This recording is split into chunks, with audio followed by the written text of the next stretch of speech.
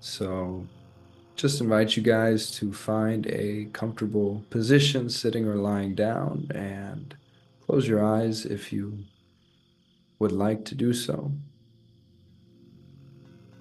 And take a few long, deep, slow belly breaths here.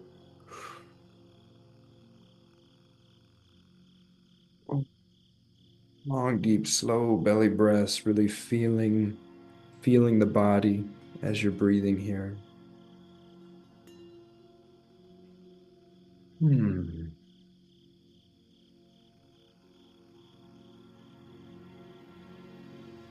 And just coming in contact with the bare sensations of the moment. Just practicing a kind of bare bones meditation here, as it is sometimes called, where we just let go of labels, let go of descriptions. If they do arise, that's okay. But primarily, we are just wanting to let go of labels and descriptions and be with the naked sensory data of the now moment, the raw texture of the now moment, prior to putting it into conceptual boxes, conceptual cages, and claiming to know what it is, just letting it be this dancing, buzzing aliveness. Just noticing how it can't be pinned down or quantified in a profound sense. Just feeling how the buzzing aliveness within your body morphs and shifts and dances, and feeling how there's no clear distinction, no clear boundary between where that buzzing aliveness within the body ends and where the buzzing aliveness of the rest of reality begins. The universe is buzzing aliveness. There's this buzzing aliveness fully present in all the sense fields. It's kind of like different bandwidths or different densities of this same buzzing aliveness presenting throughout all of the sense fields here. And this is always the case. You can check this out. You can play with this and just notice that the sense fields are always full, always full. Even when they seem to not be full, they're somehow full. Even if you're sitting in pure silence, that silence is somehow filling the field of what we usually call sound. Even if your eyes are closed, there's still this dancing, vibratory texture of light filling the field of vision. There's always these subtle, ever morphing tinglings filling the field of touch.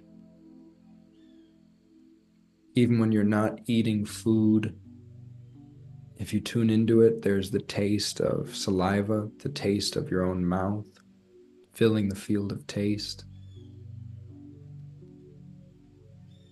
Even when thoughts are not occurring,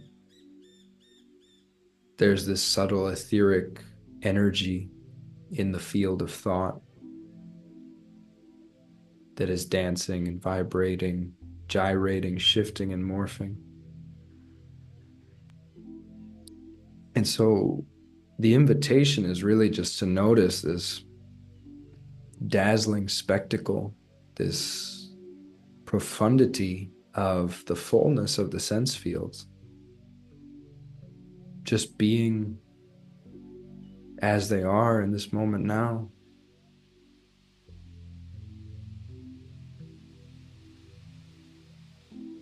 And to just notice that they're always doing that. They're always full of this buzzing, dancing, morphing nectar,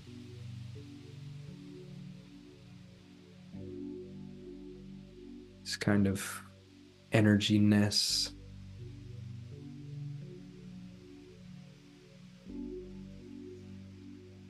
And so the invitation is just to, in day-to-day life, begin to become more sensitive to these subtle textures of nowness, these subtle textures of fullness.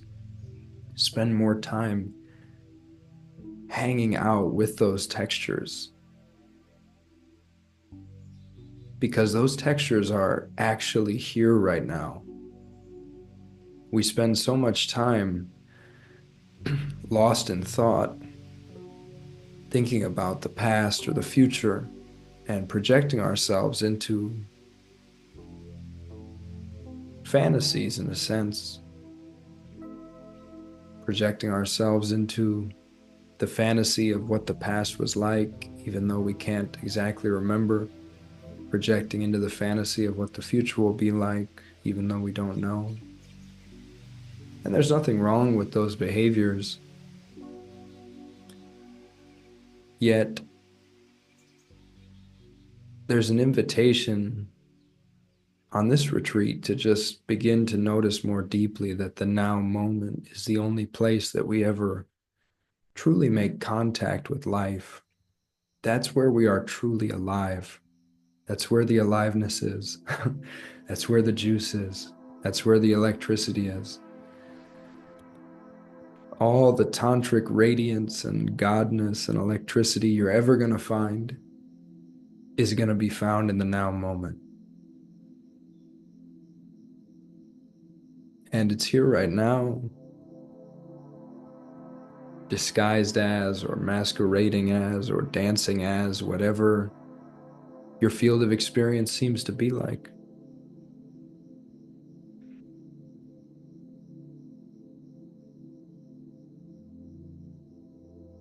What if we could let go of looking for some other experience or looking for some peak experience, and we could realize that this moment now is a continuous big bang of explosive, radiant textures in every direction. And that usually we just overlook this because we haven't dialed in our sensitivity to be able to really enjoy and appreciate the fullness and effulgence of these ever-present dancing textures of energy, textures of color, textures of spaciousness, textures of meaningfulness, lusciousness, juiciness. I mean, what are these textures? When we start to get really bare, when we start to get really intimate, really naked, really close in our tasting, when we drop the labels, drop the descriptions, we rapidly find ourselves in a very mysterious condition, a very mysterious universe. And this can reveal to us that there is a literal, boundless treasure trove that is ever present. It's always there for our enjoyment, for our inspection, for our engagement. We're always free to drift among these ever-dancing textures and appreciate them and savor them and enjoy whatever way they happen to be appearing. And really the only thing that's stopping us from doing that is usually that we're just so focused on language-based thought that we usually just completely overlook the subtle textures that the now is made of. We haven't taken the time to sensitively construct a magnifying glass. We haven't trained our sensitivity so that we can, at any moment, just snap out of our habitual reference points and snap into a mode of sensitive engagement, a mode of naked experiencing, a mode of bare, raw tasting, full-bodied listening, full-bodied listening. We haven't refined our appreciation for the sheer astonishment that anything is here at all, and that it happens to look like this, and that it's continuously sparkling, it's continuously morphing, it's continuously dancing, it's continuously rearranging itself. It never repeats itself. No two moments are ever alike. There's always this freshness, always this newness. And it's only through a kind of reductive conceptualization process, a kind of averaging process where we try to fit infinite reality into these structures, and we see reality through these structures. That's how we get the idea that, oh, humdrum, this is just my mundane life. I know this, I've been here before, I've seen all this before. That's just a tree, that's just my house. And that mode is fully valid and fully beautiful. It's beautiful that we can have this mode of familiarity. There's nothing here that's wanting to negate that. I enjoy spending a lot of time in that mode of familiarity, and yet I'm also so glad that I have access to this mode of freshness, this mode of noticing that I have never been here before, actually. I've never been in this moment now. I've never experienced this iteration of infinite energy.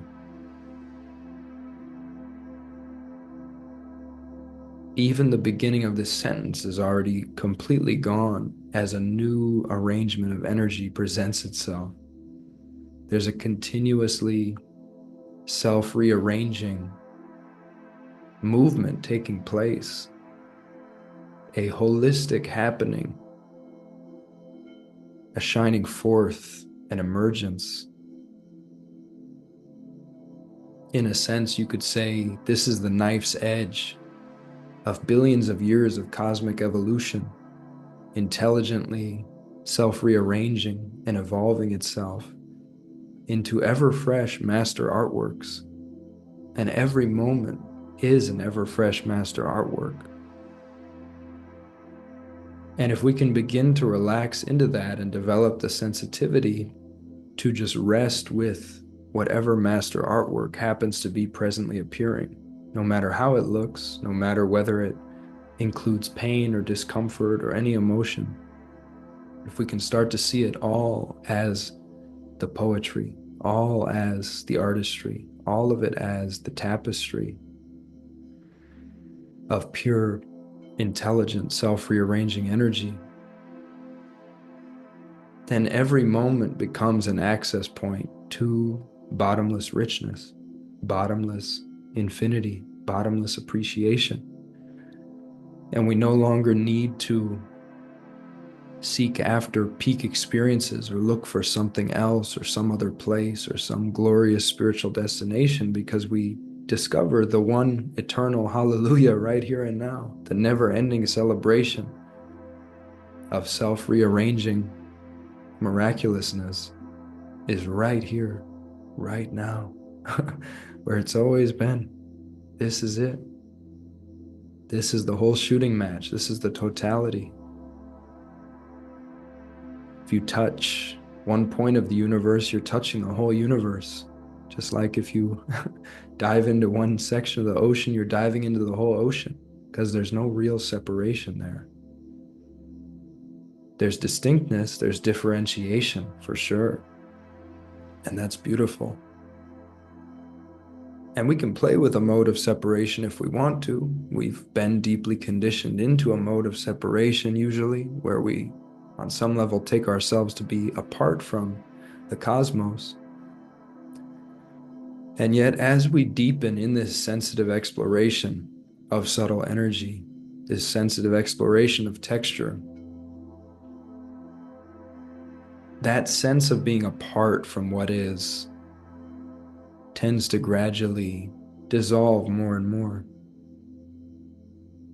It doesn't need to dissolve. It's a fully valid mode. It's a fully valid play. In a profound sense, whatever is appearing right now is the finish line. And yet, it can also be wonderful to have these insights and these gradual dissolutions that reveal that you've always been whole. You've always been one with the cosmos, one with God, one with whatever you want to call this divine mystery. You've never been apart from it. You've always been home. This is home right now. This is wholeness.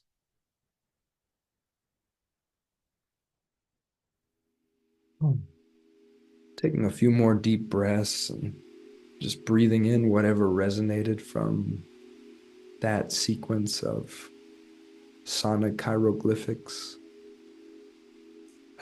pointing toward what cannot be said.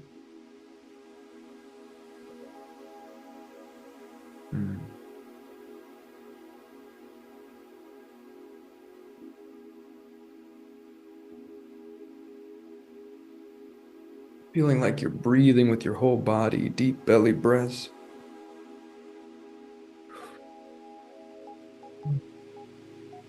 Feeling your whole body as vividly as you can. See if you can kind of ratchet up the aliveness, maybe flexing every muscle in the body for a moment and just feeling that ratcheting up of aliveness.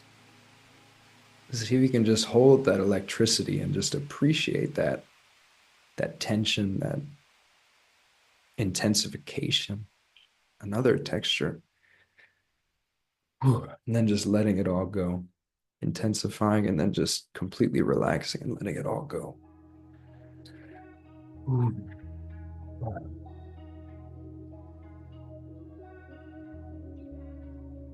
Thank you, life. Thank you, simple freedom. Thank you for the simple freedom to be as we are in this moment, the simple freedom for the moment to be as it is, the simple freedom to appreciate the moment as it is and discover that nothing needs to be added or subtracted from the moment. The noticing that we are already whole in this moment.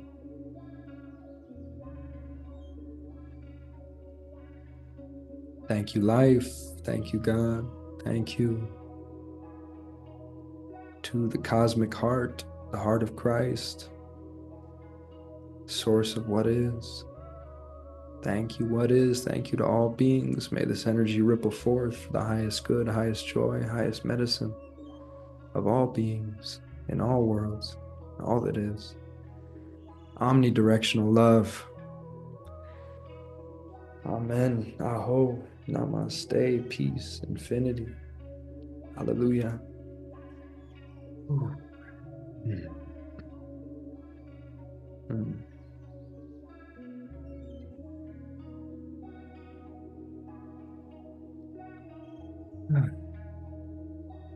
Gradually returning to the space at your own pace, no rush at all, and taking a moment to gaze upon fellow brothers in the space, just appreciating that we're actually here and that we happen to look like this. What a trip. Don't need any LSD for that to be trippy. Although some LSD might be nice sometimes too. It's all the wavy wonderland. Groovalicious magic town. All right. So thank you everybody once again for being here today. Really lovely to see you guys. And yeah, I'd love to open it up now for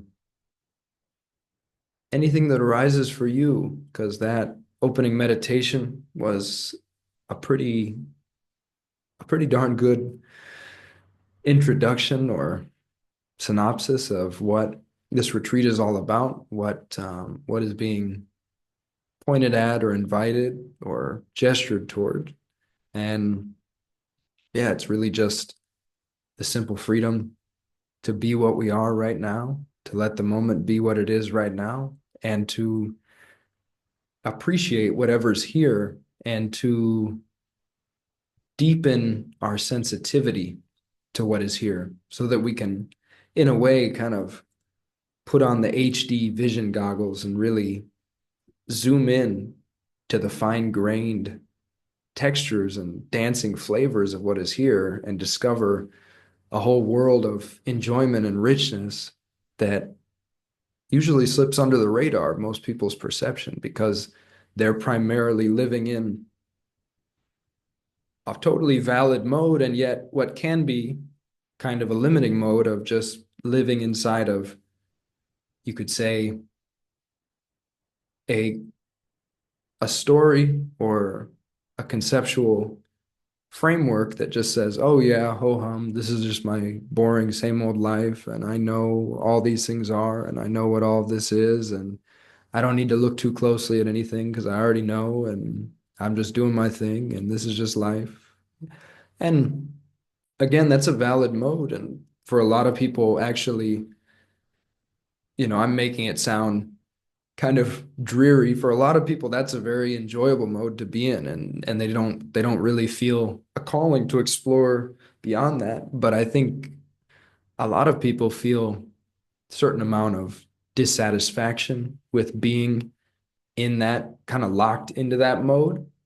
And so this retreat is really just about pointing out that other other flavors, other modes of engagement, other ways to be with reality are always available. And it begins with really just looking closely at anything that is kind of outside of your typical story of what this is. Just whenever you feel like it, you can drop the words, drop the descriptions, drop the concepts of what this is, and just be with something that is be with something that is outside of your story. So stare at a cloud or look at the trunk of a tree or look at a wall or close your eyes and look at the dancing light behind the eyelids or go into the body and feel that vibratory aliveness in the body and just start to notice that everything can be zoomed in on, every single point. And there are basically an infinity of points within this present field of experience. Any single point can be zoomed in on. And when you zoom in on anything and you let yourself be with it sensitively and intimately, it opens up and it reveals that it's more than what you thought it was. And it reveals that it's part of this ever shifting, ever changing, ever dancing tapestry of whatever this is, whatever you want to call this, universal energy, cosmic life force, godness, God nectar. And we can call it whatever we like. The words aren't going to pin it down. Um, but yeah, that's the general invitation of this retreat, the general sales pitch, as Peter Brown might call it. He'd be like, that's the sales pitch, there's an infinity of wondrousness all around. And if you want, you can check it out. Um, so I'd love to open it up and just hear anything you guys feel like sharing about what resonates from what I've said, if there's anything that is just not connecting or not making sense, anything you have questions about, or anything you want to share about your current process with life and spirituality, and can just see what organically arises from the group if anybody wants to respond, and can just kind of have a free flowing sharing and dialogue. Yeah, I'll jump in real quick. Um, yeah, I love that opening meditation. It's reinforcing a pattern that I'm going through in my life right now of just having to revisit the basics. I went through my awakening roughly 10 years ago, and it all made sense. And I was just on top of the world, and then I had to go through like the integration, which has been a long, difficult process. And I'm really being reminded to come back to the basics. right now I'm listening to the audiobook for The Untethered Soul, which has been challenging because I keep shutting down, falling asleep when I'm listening to it, like a notable level of quick shutdown. So it's making me really it's something to note. But it's it's kind of coming down to him just talking about the voice, that you are not the voice. And you might even be thinking to yourself, what are you talking about? I don't talk to myself. I don't have a voice. And like, that's the voice I'm talking about. I really keep like putting you in corners to be able to like see that, that part of us that we're hiding. And that came to mind a lot throughout your meditation, as well as something I had heard from a member of one of my favorite bands, Indubious, that stopped being Indubious about a year ago because of instruction from the iboga medicine to shift gears right now. They are themselves, it's two brothers. They're a miracle story already. They teach spirituality through their music and then beyond, even life coaching and stuff like that. And they're a success story because they've had uh, cystic fibrosis, and they were told they were going to die when they were like before they were even 20. They're in their 40s now, on top of the world, teaching that we are God. And one of the brothers actually opened an iboga uh, resort in Oregon like a year or two ago. And after spending some time in Africa, learning from the Bwiti tribe, I think is how you say it, on how to actually like administer and facilitate the medicine. And his words have been ringing in my head. And then again, during your meditation, that the medicine teaches you that there isn't, like, you don't take the medicine to heal, you take the medicine to realize you're already healed. And that's just it. It's just already right now. You just have to accept that you're healed. And it's not even a journey to learning to accept that you're healed. Just do it. You're just healed. Yeah. So, um, yeah, those are my takeaways from that opening meditation. I loved it. And just in general, this retreat, I'm really piecing into a pattern in my life right Mm, beautiful. Thank you for sharing, Stephen. Yeah, that's great stuff. And yeah, a couple of things that come up for me in relation to that are I think it can be useful for a period of time to, you know, tell ourselves, I am not my thoughts or I am not the voice in my head.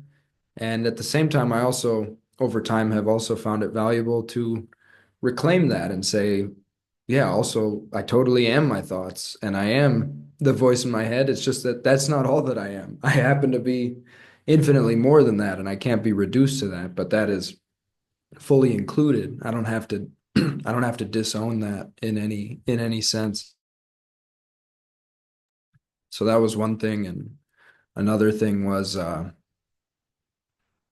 it's kind of a paradoxical process, the process of healing. It's like on one hand, the most profound and healing thing we could ever notice is exactly what you're saying, that we're already healed, we're already whole.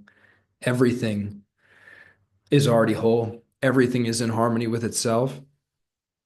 And at the same time, even after we even after we deeply notice that, we might notice that there are still many levels of processes playing out at the physical level as the physical body and all the bodies, however you want to model or conceive of the psychoenergetic physical organism, as all the levels of the body are, you know,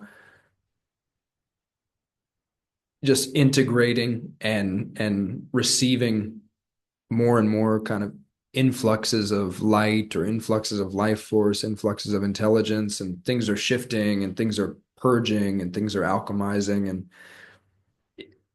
on another level, that seems to be like just kind of an ongoing process, and that I don't know, doesn't show signs of of stopping. In my case, there's, ongoing kind of healing type processes taking place. And yet, yeah, the more deeply that we can realize that that is coming from this space of already wholeness, and it's not like we're unhealed and those processes are gradually bringing us toward a destination of final healing. It's more like everything is already whole, everything is already what is, everything is already healed, everything is already enlightened in a profound sense. And at the same time, processes play themselves out and they can look like anything. They can look like healing processes, they can look like integration processes, and that's just part of what life looks like. Life dies and is reborn, life decomposes and rematerializes, life disintegrates and reintegrates, and all of those patterns are part of this fundamental wholeness and harmony, I would say, or at least that's how it shows up for me, or one way that I'd like to language it. So, yeah, great stuff, my friend. Thanks for sharing. Yeah, I'll respond to that real quick. That one part I really appreciate you pointing out, that you can also acknowledge I am my thoughts, I am this whole thing, because that kind of does go in line with accepting all that is instead of just having a new flavor of separation that we're like imposing on ourselves. No, no, I'm not my thoughts. No, no, no. That sentence also isn't me. Oh no, that one also. And then getting caught in a different loop of separation. So thanks for pointing that out. Yeah, yeah, for sure. Exactly. It can be beneficial to kind of adopt the stance of the transcendent witness for a period of time. That can be an interesting mode to play with, but I've found it really life affirming for that to just collapse back down into like, no, this is just I'm all of this and I'm me. I'm also just a dude, just a psychophysical organism, just an ape in a sense. I can be with myself in that mode, or I can be with myself in the mode of I'm infinity, I'm all of this, I'm cosmos. I can drop into the transcendent witness mode if I want to, but as you say, that can create another like subtle separation, and you can kind of set yourself apart from life. And often when people do that, they that can go hand in hand with telling yourself that life is just an illusion and you're just kind of watching the dream of Maya pass by while you're kind of this transcendent observer. And that's another valid mode. Part of my message is just that all modes are valid. It's valid to play with any of these modes. And yet, we don't need to create a hierarchy that says this is the ultimate final mode, this is the absolute truth. It's like all the modes are fully it, all the modes are fully God, all the modes are fully cosmos, whatever you want to call this sublime infinite mystery that we're part of. Um, and for me, that's really freeing because then it's like I'm no longer trying to get somewhere or like reach some final mode and then stay in that state. And instead, it just affirms all of life in any way that life can seem to be as being fully it and already fully free and just fully what is, just dancing its dance.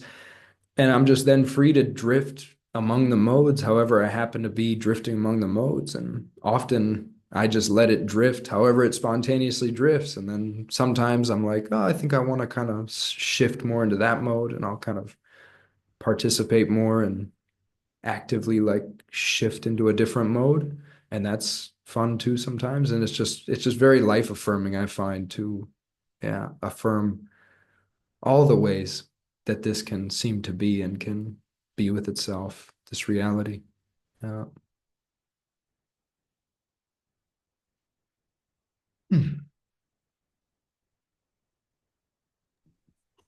Feel that with the different modes. But in my experience, the thought thinking mode can be just really sticky. And there have been like two layers to my experience with this meditation before.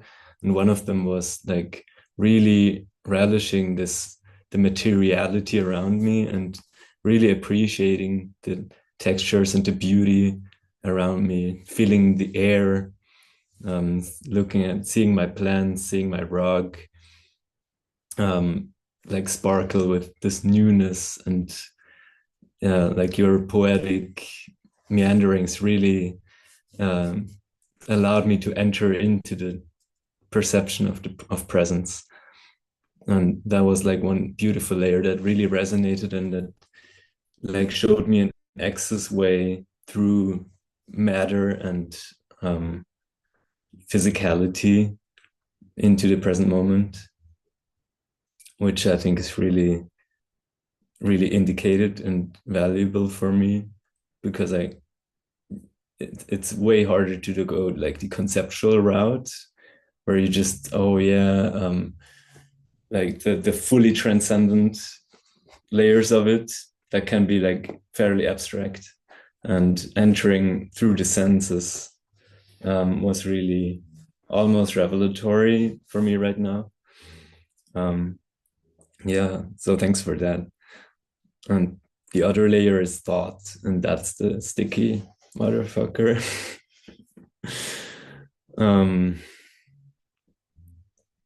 Yeah, I kind of find it hard to see how a state of openness and presence can be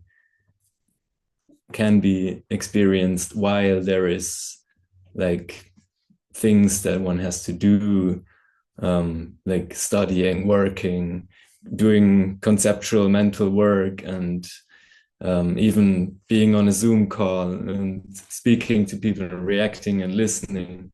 It's all like our daily life. For many of us, I think it trims us towards the conceptual. And yeah, that's always like the big question mark for me, how we can retain some awareness and presence in the midst of the mental realms we have to navigate all day. Yeah, that's a great inquiry, my friend. One thing you said was like, it's hard for me to see how we can be in a state of openness and presence while we're going about these other types of activities. And I think a crucial part of the message that I'm trying to convey, and what has been really liberating for me, has just been the message that we don't need to be in any particular type of state while anything is happening. To me, freedom is not about trying to create a state that continues to be there while we're going about different activities, because when I really sensitively investigate my experience, if I get really, really subtle with it, I can notice that no state even lasts for a millisecond. Every state is continuously morphing, continuously shifting. And yet, if I look really closely, I also discover that presence and openness are just always there, whether I'm paying attention to them or not. They're kind of other flavors. This is always fully present, whether or not we believe we're in a state of presence.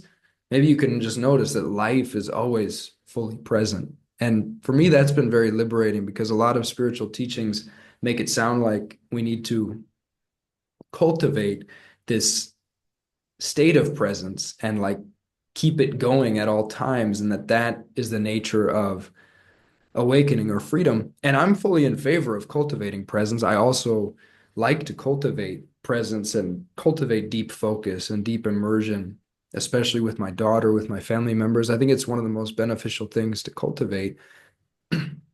And yet, for me, it's been very freeing to realize that in a profound sense, that has nothing to do with freedom. There's a freedom that's simpler than any kind of state or mode, or like trying to freeze this into a particular shape or mode or state and keep that state. And it's just the freedom of this to look however it looks and to be however it is. And if that means being completely lost in thought and like in the fetal position, like doubled over with high anxiety or something, then that's what freedom looks like in that moment. That's what the pure explosive chaos, in a sense, of this ever erupting volcano of novelty happens to look like in that moment. And so the freedom is kind of found in discovering that this is just always free to look how it looks, and however it looks is always fully present, and it's always held by this pure openness that presence is, in a sense, you could say. And it just looks however it looks. So that doesn't necessarily, you know, maybe that message would not be that satisfying to some people who are really focused on like, but how do I shift my state? You're not telling me how to shift into a permanent state of peace, or a permanent state of presence. And so many spiritual teachings make it sound like that's what you need to do, that you're looking for this permanent state of peace or permanent state of presence. And again, I have nothing against cultivating presence. I like to cultivate presence myself, but for me, there's this simpler freedom, which is not at all really about cultivating particular states, but it's more like just noticing that any state is the fullness of this miraculous universe, this miraculous reality, this miraculous apparition, however you want to conceive of this, or however you want to kind of be with this and play with this, any way it's appearing is a master artwork that is fully alive, fully gyrating with this ever morphing poetry of the sense fields being utterly full. And there's no requirement to be noticing that 24/7 either. It's like at a certain point, you just deeply internalize that, oh yeah, this is always this. This is always just what it is. And it's always doing its thing. And it doesn't matter what, in a profound sense, it doesn't matter what it looks like or what state I'm in, because I'm always home. I just know that this is home. And that's just kind of what happens through continuously, whenever you feel like it, returning to that access point of the sense fields, the sensory data, or materiality, as you were saying. Like for me, that's one of the best access points, because that brings the transcendent right down front and center into and as anything we're experiencing. I mean, our minds are telling a simplified story that this is just a computer, I'm on a Zoom call, these are human beings, I know what this is.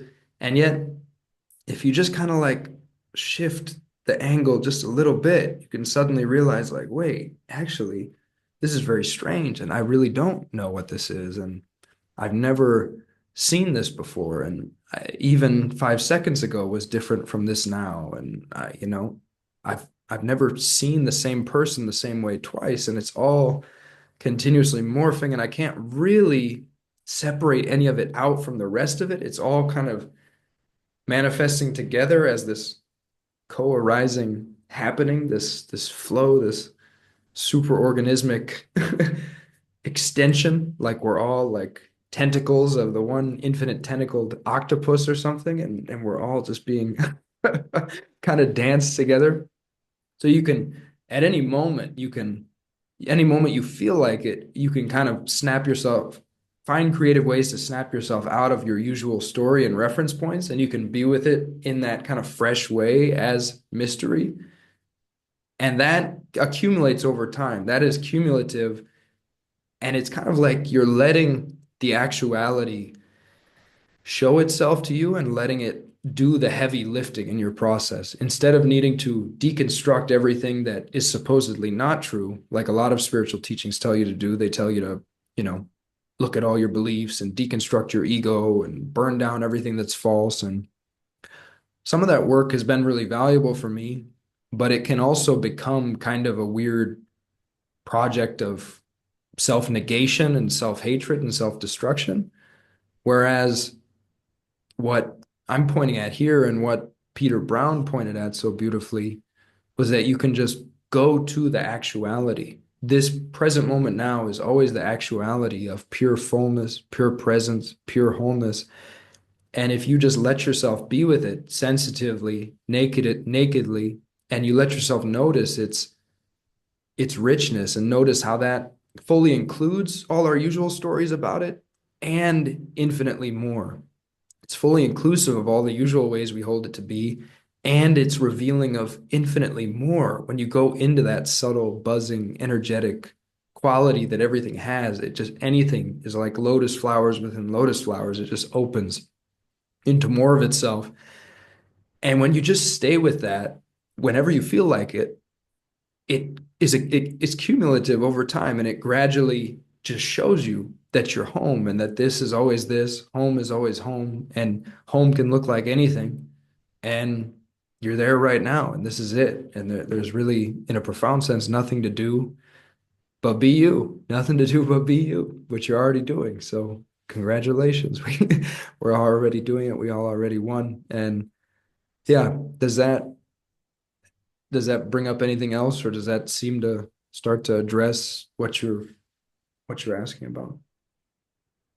Well, it does address it. It is, I can see like multiple, yeah. I mean,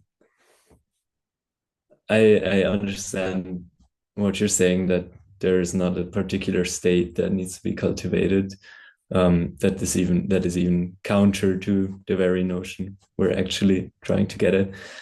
But still, there has to be like some reason for this retreat, some reason to even think about this and consider these things. And I wonder if there isn't like some sort of state change that is still taking place if you do these things. Like like if you begin to feel at home in reality, that is like a different state. And it can be like almost unnecessary to like really discuss these things on a conceptual level.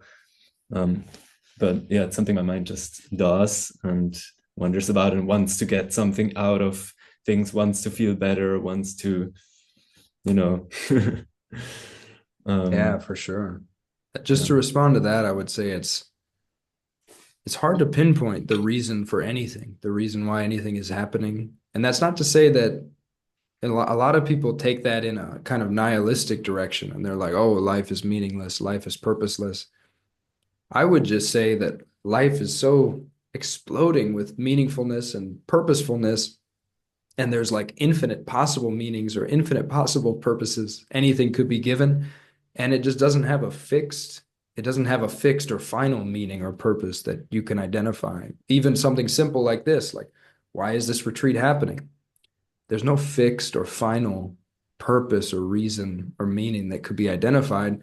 You could present infinite possible stories, and none of them would quite be able to capture what is here and what's happening and why it's happening. And that's part of the freedom and the joy, is starting to see that all those meanings and stories are fully included, and none of them ever can fully pin down this infinity that's presenting itself here, this boundlessness.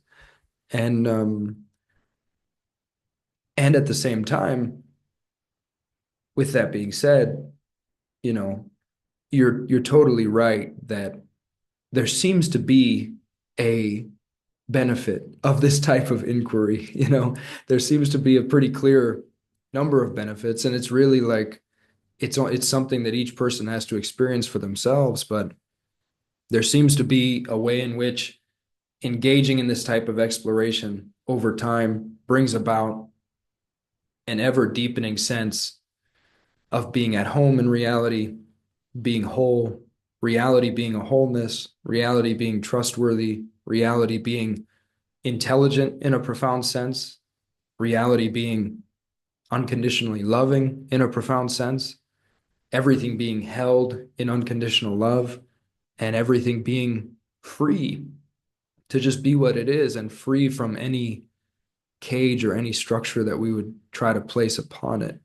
Everything is just like too slippery. The moment you try to freeze it into language and say, I've got it, this is what it is, it just slips through your fingers. And as you start to see that, you start to kind of embody more of those primal qualities of reality that you're noticing, such as the fluidity. Fluidity is one of my favorite words for this. And it's kind of like, as you notice fluidity more and more, you notice how everything has this slippery quality of continuously flowing and morphing.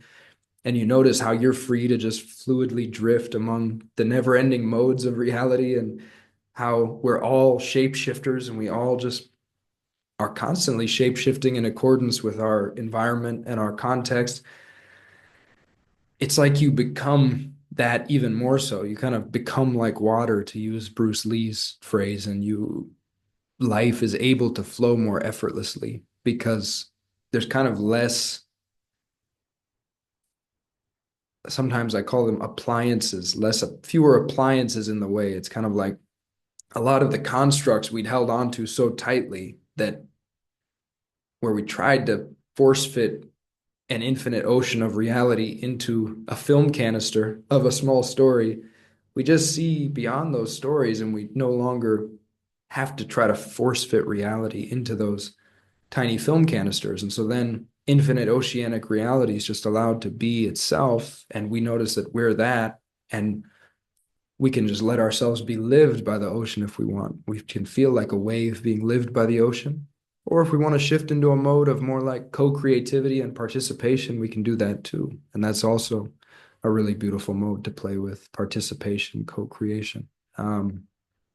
So I would say there are profound benefits that seem to pretty reliably, reveal themselves as a person engages in this type of investigation. Deepening sense of peace and reverence and appreciation. I mean, appreciation's a big one. Enjoyment, enjoying just the fact of being alive, just the simple fact of being alive and not needing it to look a particular way. Those are some of the things that seem to happen as you continue in this type of inquiry, this type of yoga, it could be called. Peter called it the yoga of radiant presence. That was his term for this practice of just sensitively being with what's here in a very naked way. And one last thing, I guess you had also mentioned like thought being very sticky, and I wanted to address that and just say that in my experience, it is very valuable for a period of time in the yogic practice to find whatever ways you can. Peter would say by hook or by crook, find any way you can to get out of thought and outside of the conceptual descriptions and outside of the labels and definitions. Just maybe thought is still going on. It's not like you have to completely stop that, because that subtle energy will always be there on some level, but it's like find ways to just set it aside and give it less importance and go to the strange tangible fact of like, you know, some people would say they know what this is, but if I look at this, and in a sense, I know what this is, it's a water bottle, it's functional, I can drink water out of it. But then if I look closer, what is this continuously morphing, continuously shifting sculpture of texture? What am I actually experiencing? I seem to have hands that seem to be experiencing a sensory texture of touch that feels kind of smooth and kind of plasticky. And that's combined with what seems to be an impression of morphing color in what I would usually call the field of vision. And those kind of electrical signals are really all that I have. And yet, you know, that's enough for the mind to seemingly solidify this sense of a solid, knowable water bottle that I know what it is. But when you spend more time outside of the thought-based story of what it is and more time with just the actual existential fact of whatever this is as a mystery, thought just starts to become less interesting over time. You take thought less seriously. It's harder and harder to take thought really seriously, because it just starts to feel like this kind of canary on your shoulder that's like painting artworks. In a sense, thought is another form of the artistry, another perfectly valid mode. But you just kind of see that thought is always a caricature. Thought is always like a partialization. It can't get its hands on what this is. It's like, again, trying to take the infinite ocean and compress it into a film canister. And this just really, in a profound sense, cannot be structuralized. It can't be compressed into any structure whatsoever. Um, any symbolic structure. I'm saying no symbolic structure can contain what's here. So it's useful for a while to um, find whatever ways you can to like snap out of thought and just kind of set thought over there and just, look somewhere else. But if you find that you're not able to do that, if you find that thought is like too much gripping you, then you can, I mean, often when that's the case, the thoughts are often being fueled kind of symbiotically with some kind of feeling in the body. The thoughts are fueling the feeling is fueling the thoughts. So that can be a good time to go into whatever that feeling is and be with the feeling as a raw, naked texture and just kind of hold it in fatherly, motherly, loving presence to the best of your abilities, as if it was your own wounded child, and just give it that loving presence. Or you can look directly at thought and ask yourself, what am I really looking at here? You can really try to see that the mind is taking these kind of symbolic hieroglyphs and spinning this never-ending flurry of conglomerations of these hieroglyphs, and the mind is really believing in the hieroglyphs and believing that the hieroglyphs are actually able to really pin down or really refer to this kind of buzzing aliveness. But in a profound sense, you start to see that the hieroglyphs really only refer to themselves. They only refer to other hieroglyphs in this kind of self-referential matrix of hieroglyphs. And in another sense, they point to more than that. In another sense, the hieroglyphs do gesture toward, I can say the word bottle and you know what I'm talking about. This seemingly relatively continuous morphing blob of something, And so language is functional in that sense.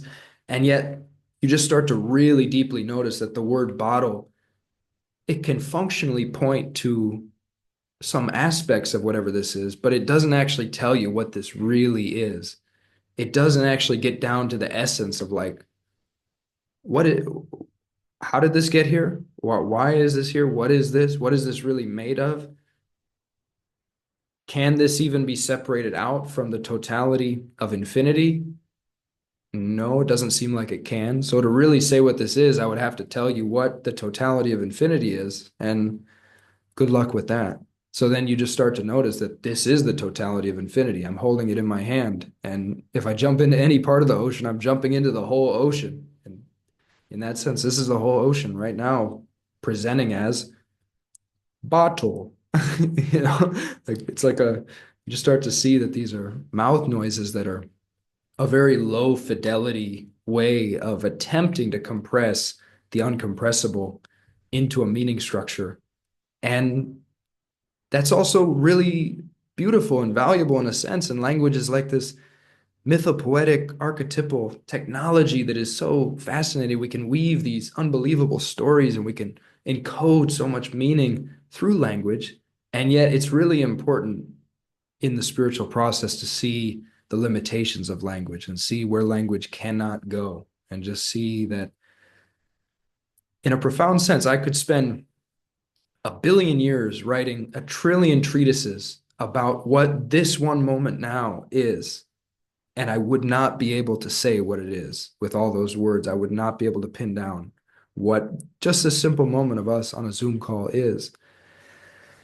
And when you really start to see that more and more deeply, it's like, again, thought kind of loses its grip on you more and more, because you're just like, okay, I know that you you think it's that way, thought, mind, but I know that the thought can't touch it in a profound sense. And I still experience I still experience like anxious thought loops and neurotic thought loops as well. So it's not like that stuff has to go away either. And it can still be unpleasant.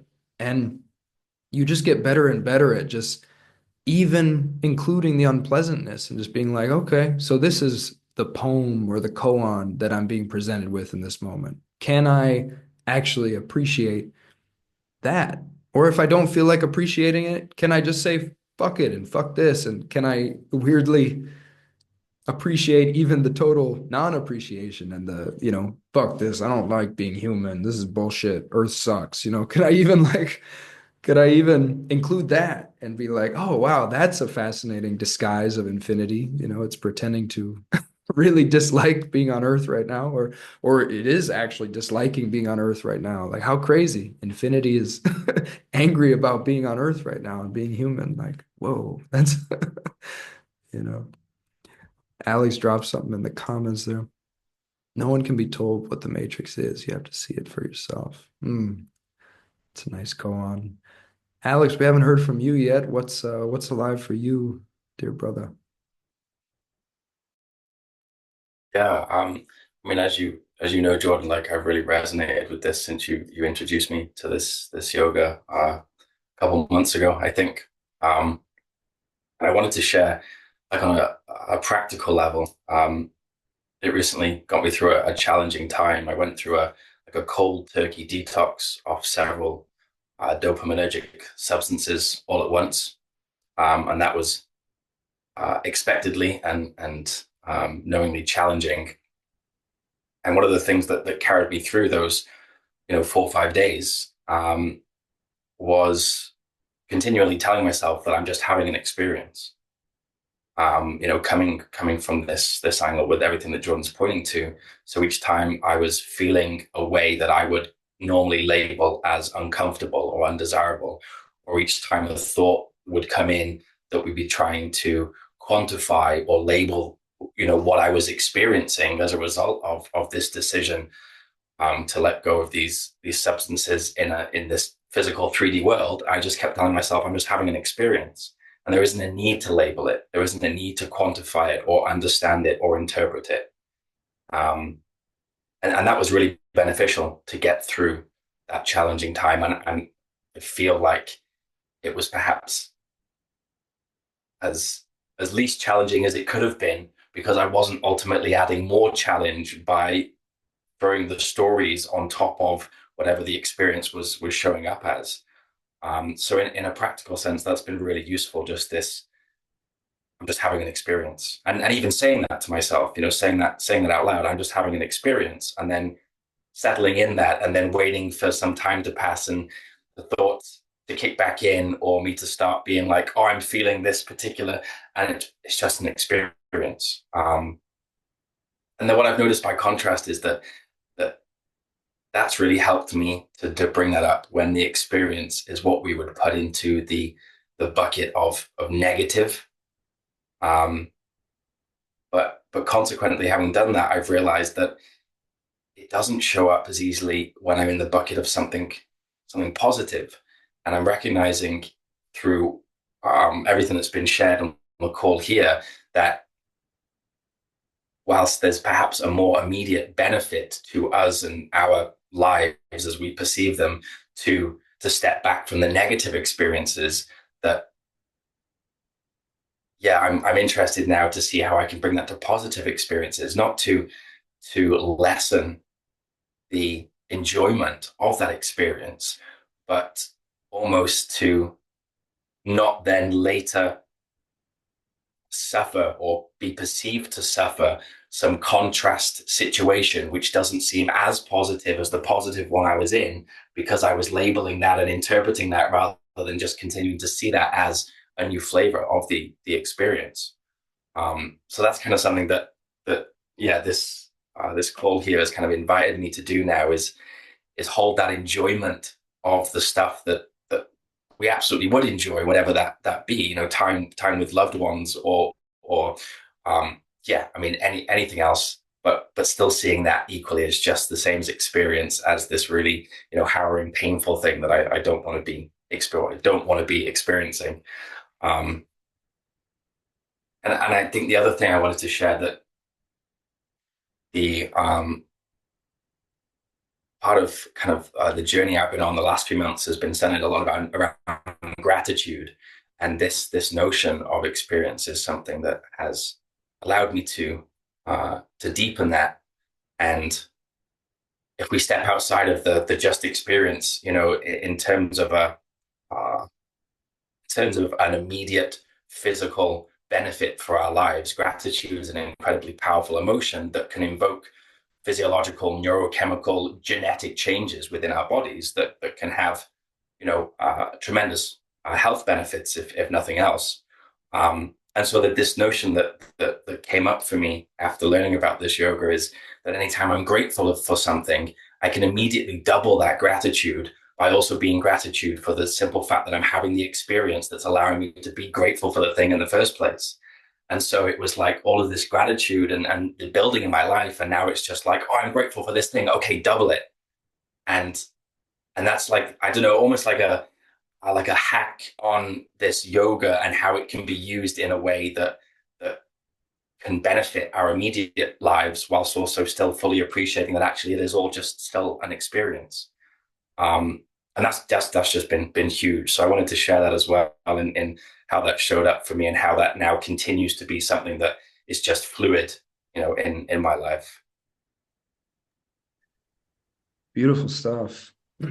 Thank you, Alex. Yeah, that's amazing.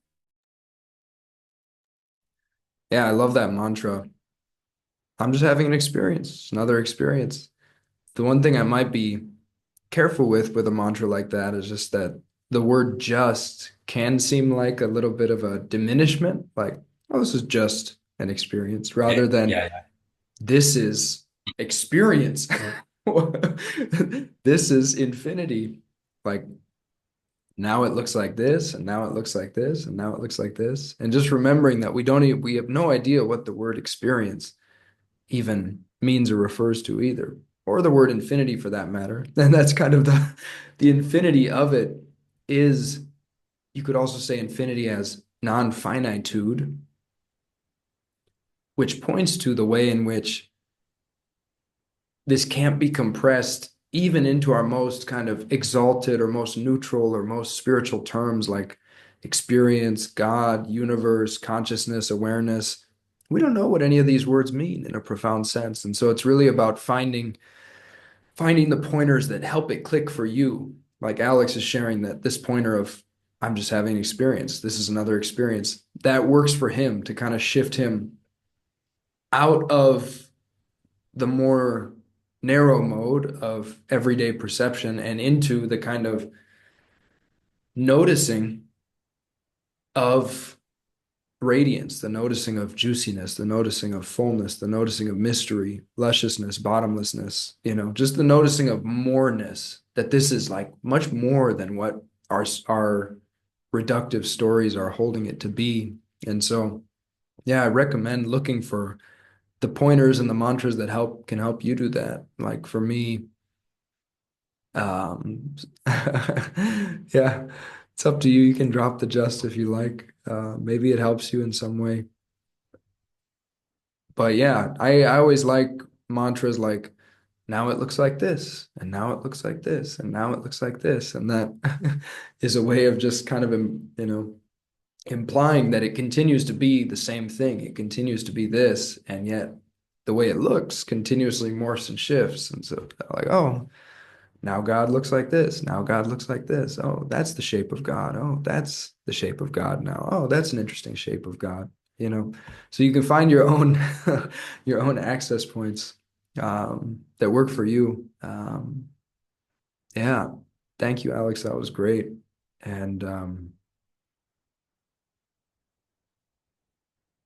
yeah, it can be great to play with this during so-called negative experiences, during so-called positive experiences. And again, it's like just follow your own curiosity, your own uh desire. Like you don't have to force yourself to play with this, but if that seems like an interesting thing to do, then that sounds great to play with it during positive experiences. And I've found that it can even enhance those experiences further, as you're saying, because you're able to actually enjoy a fuller field of what's really there. You can simultaneously enjoy the human level of like watching your daughter smile while she runs towards you and runs into your arms, and you can be simultaneously seeing her infinity and seeing her as an expression of infinite mystery and cosmic artistry that is completely beyond human conception. And you can like hold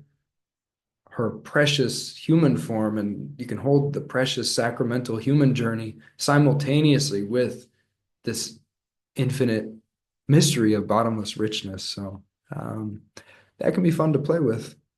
Yeah, and if you're not in the mood for that, you can just fully inhabit the sacramental human journey, which I also really, really love to spend a lot of time in these days because it's just so precious, just how it is. Just being human is amazing. Um, Anybody else want to touch on anything in the last few minutes here? We've got about 3 minutes left. I don't have a hard stop, so if we go over a little bit, that's fine. What just popped in there is like kind of seeing it like fireworks, right? That a firework just explodes all of this color from seemingly nothing in an instant. That like there was nothing there, and then the fireworks, and then it's all there, and kind of yeah, just this image of almost that being like what we're looking at, like this being like this crazy firework that's just suddenly like appeared in all of this color and form, and then realizing that yeah, however beautiful what I'm looking at actually is, that it's also infinitely more beautiful than that. It's like this crazy firework that's like so much more than the firework. Yeah, that's just the image that just came in when you were speaking then. Yeah, that's a wonderful way to be with it. I mean, in a very real sense, like this moment is the Big Bang kaleidoscopically exploding into existence, and this moment is completely fresh, never seen before, never to be seen again. And that's such a rich way to be with it as a pure surprise that is just erupting into existence right now, never seen before, never to be seen again. Just to let yourself feel the freshness of that, like see color as if you've never seen color before, and just let yourself return to infant mind and just, wow, this is here. This is effulging. This is blooming. This is emerging. I don't know what this is. Wow, this is just a firework, as you say. Beautiful. I think it really helps that the world happens to be really quite beautiful. That's like a nice quality to it. There's so many nice textures we can explore this with, which is just awesome. I gotta appreciate that. 1000%. Yeah, this world is gorgeous, and it's fun to play with appreciating beauty where you previously might have not noticed it, like just uh uh candy wrapper in a gutter or something, or rust on the side of a truck, or a mud puddle. Like just noticing that any of that, when you kind of notice the suchness of like that is actually here, and this is actually the shape that infinity happens to be taking, anything can become marvelous. That reminds me of a little note Alan Watts once made in one of his lectures where he was talking about like I can't remember his words at all, but I just remember painting an image of a bunch of friends sitting around tripping on acid, and then one of them runs in the room holding a dirty ashtray and is like, "Look, I found it! I found God." Yes, I love that. Yeah, Peter once said something like, uh, you know, the bum on the street, the shit in the toilet, tag, you're it. Like everything is it. Everything is this infinity. And he also said one time, a bum pissing equals a holy man. And I just love that all-inclusive message of like, there's no one more enlightened than anyone else in a profound sense. This is all the one reality. And this reality already is as it is. It is irrevocably what it is. Though there's nothing that we're looking for that is not already here in a really profound sense. And that's not to say that we can't set goals in life and try to achieve things in kind of more of the human mode, but it's worth contemplating like, what is it that is always here? What is it that is always the case? And is it possible that there's a great freedom in noticing what is always the case, which could be called just being, isness. This is. It's present. It's fully present. It's this fullness. Any final thoughts before we say a closing prayer and be on our way for today, gentlemen? It's been nice to hang out with you. Just thank you for your pointers and your reply to my low-key desperation. It was really something you said just dissolved the knot for me. I don't even remember what it was. Doesn't matter. You just hit the right spot in that very moment. Oh, beautiful. And I just felt it. Yeah. Beautiful.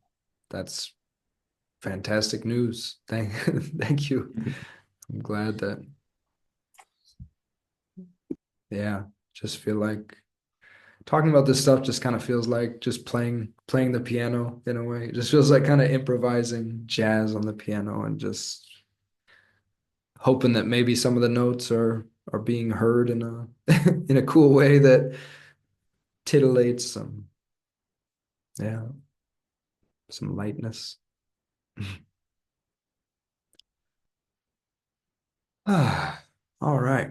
Well, invite you guys to, if you like, close your eyes and put a hand on your heart, perhaps both hands if you feel like it, for a deeper sense of integration of right hand and left hand path, integration of masculine and feminine, integration of all polarities, all dualities, just calling all parts home, knowing that we don't need to fear any part of ourselves, that we can give all parts full permission to come home and be held in the fires of loving presence, held in the heart of hearts, held in this beingness that holds all, this ever-present,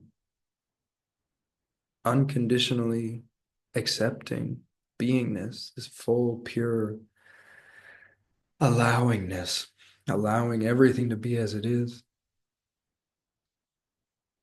Sending love to our inner children, sending love to all the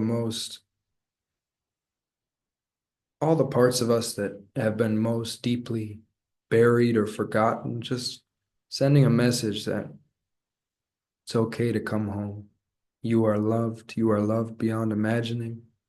You are seen, you are beautiful. Feel welcome to come into the light in your own time and be held in the fires of love. And there's nothing to fear and everything to love.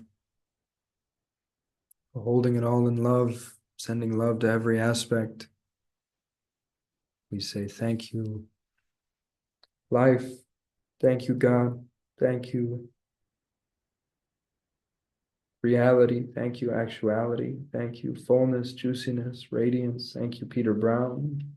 Thank you, Jesus Christ. Thank you, Kuman Kaya, Remy and Ashley DeLong. Thank you, Lao Tzu, Buddha, Anandamayi Ma. Thank you. All the medicines, all the guides, all the guardians. Thank you to all aspects of creation, all expressions of life. You're all included. You're all loved. Thank you for playing your part in the great dance. May we carry this forward in a good way. May this energy ripple forth as omnidirectional love, love in all directions for the highest good, highest joy, highest upliftment, highest radiance, highest beauty, highest wondrousness of all beings. May all beings know peace if their heart calls for it. Amen. Namaste. Hallelujah. Thank you for this day. May we always hold that gratitude in our hearts.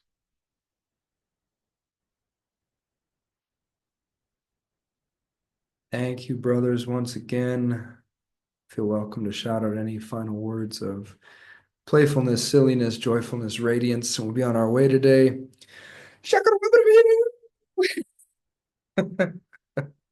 Thank you for this experience. You're welcome, brother. You're welcome. Peace, brothers.